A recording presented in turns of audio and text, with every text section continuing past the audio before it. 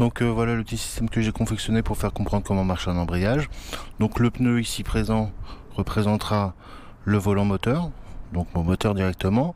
Donc l'espace ici entre les deux, c'est l'espace qu'il y a entre le volant moteur et ici votre embrayage. Donc c'est la jante là. Vous voyez, elle est complètement libérée, elle tourne toute seule. Donc là voilà, mon volant moteur est en train de tourner. Et vous voyez mon embrayage ici, il est inerte, donc je suis en position débrayée. Maintenant je vais passer en zone de patinage, donc je vais avancer un petit peu mon embrayage de telle manière à ce que la roue touche le pneu, voilà. Et je la retiens un tout petit peu avec la main. Là je suis en zone de patinage, c'est-à-dire que je retiens mon embrayage de telle manière à ce que ma moto n'aille pas trop vite. Voilà, vous voyez le volant moteur, donc le pneu roule plus vite, tourne plus vite que mon embrayage. Maintenant si jamais je veux aller jusqu'à l'embrayage, je fais quoi? Je relâche doucement la main, j'arrive à tourner exactement à la même vitesse. Regardez, j'ai lâché la main et ma roue, donc mes deux jantes en fait, mon volant moteur et mon embrayage tournent exactement à la même vitesse. Quand j'ai envie de m'arrêter, qu'est-ce que je fais? Je débraye, hop, donc je sépare le volant moteur de l'embrayage. Et naturellement, puisqu'il y a du poids, en fait, naturellement, ça ralentit. Voilà. Mon moteur, il tourne toujours, puisque s'il s'arrête, il cale en réalité. Et là, mon embrayage n'en est plus besoin, donc là, je suis en position débrayée. Mon embrayage ne tourne plus, il est inerte. Voilà comment ça marche en embrayage. J'espère que vous avez à peu près compris. Donc rapidement, je vous montre les trois positions de l'embrayage. Donc les trois positions de l'embrayage, exactement comme sur la voiture. Donc on a la position débrayée, 0% de la puissance qui arrive à mon moteur, fait surtout pour pouvoir facilement passer la première sans caler, rien du tout. Je vous montrerai une autre chose tout à l'heure avec la boîte de vitesse. Zone de patinage, donc je suis en train de coller mon embrayage à mon rouleau moteur de telle manière à ce que ma moto commence à avancer et éviter quand vous faites des démarrages, surtout au début quand vous gérez très très mal votre embrayage, c'est-à-dire que vous ne le savez pas, donc vous avez tendance à faire exactement ce que je vais faire maintenant. Ça, dans un démarrage, c'est signe de calage direct.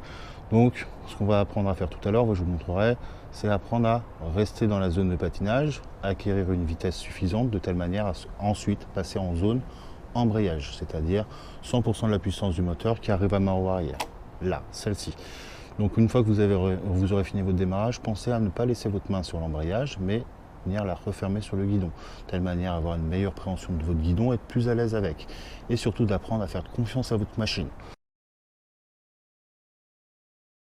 Alors attention à un détail d'importance sur la moto, la grosse différence entre une boîte de vitesse de voiture et une boîte de vitesse de moto. Une boîte de vitesse de voiture, je ne peux pas passer de vitesse sans actionner l'embrayage. C'est impossible, ça bloque, ça craque, c'est impossible. Alors que sur une moto, en réalité, c'est possible. Là, actuellement, je ne suis pas en train de toucher mon embrayage. J'ai juste la main sur le frein pour pas que ma moto parte trop vite. Regardez, je vais actionner la première et je vais caler tout de suite. Vous voyez ce que ça fait? Ça bouge très très fort et en général, qu'est-ce qui se passe à ce moment-là? Puisque vous n'êtes pas habitué, et vous tombez. Donc, qu'est-ce qu'il faut penser à faire avant de toucher à son sélecteur de vitesse? Il faut penser à d'abord être en position débrayée. Si vous n'êtes pas débrayé, vous ne touchez pas à votre sélecteur de vitesse. Donc le plan, c'est que, on va dire que quand je suis débrayé, j'ai donc 0% de la puissance du moteur qui arrive à ma roue arrière. Quand j'arrive dans la zone patinage, ça va aller de 0,1% du moteur jusqu'à 99,9% de la puissance du moteur qui va arriver sur la roue arrière. Et quand je suis embrayé, à ce moment-là, j'ai 100% de la puissance qui arrive à la roue arrière. Mon moteur, il y a une option en plus sur le moteur. Donc normalement, quand il tourne à 1100 tours minute de base. Et il va monter sur tous les rapports engagés, maximum jusqu'à 13 000 tours minute, moi sur ma moto. Et ça va être donc en relation avec l'accélérateur que nous avons ici. Maintenant, nous, ce qu'on va essayer d'apprendre à faire aujourd'hui, c'est savoir gérer l'embrayage. Donc, on va utiliser nos 4 doigts. Pourquoi déjà? Parce que la base, c'est que si j'utilise que 3 doigts, là, comme je le fais là, ou n'importe comment, quand je vais débrayer à fond, là, j'ai un petit souci, c'est que je ne peux pas débrayer à fond. Donc, on va éviter de faire ça. Je baisse un tout petit peu la caméra, vous verrez mieux les choses. Donc, oui, voilà.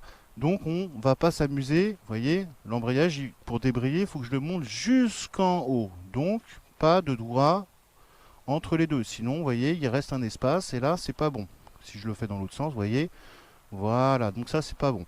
Donc toujours avoir les 4 doigts sur l'embrayage, toujours 4 doigts. Et pensez aussi que c'est que les doigts qui bossent, c'est pas la main en entier, c'est juste les doigts, d'accord? Donc ne prenez pas le levier là le prenez pas ici, prenez-le plutôt au bout. Comme ça, quand vous fermez la main, voyez, moi, il est là en réalité, mon levier. Donc comme ça, là, je peux facilement agir dessus.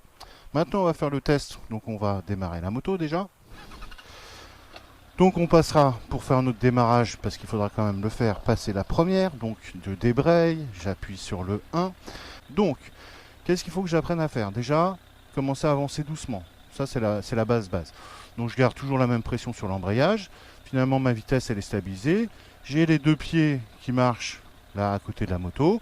Et si je veux m'arrêter, j'ai juste à débrayer. Donc sur un terrain plat, j'aurais pas besoin de freiner. Là. Mais dans mon cas, là, il faut quand même que je freine un tout petit peu avec le frein. Voilà, je fais avec le frein avant parce que finalement, j'ai déjà les 2 pieds par terre. Maintenant, je vais aller un tout petit peu plus vite. Je trouve toujours mon point de patinage. Très bien.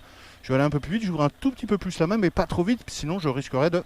Vous voyez, ça fait limite un gros sous-régime. Et si j'avais été moins vite que ça, en réalité, j'aurais calé. Donc, ce qu'il faut surtout pas faire, c'est ouvrir vite la main. Comme vous pouvez le constater, j'ai calé. Donc, il faut juste y aller doucement. Donc, regardez. Voilà.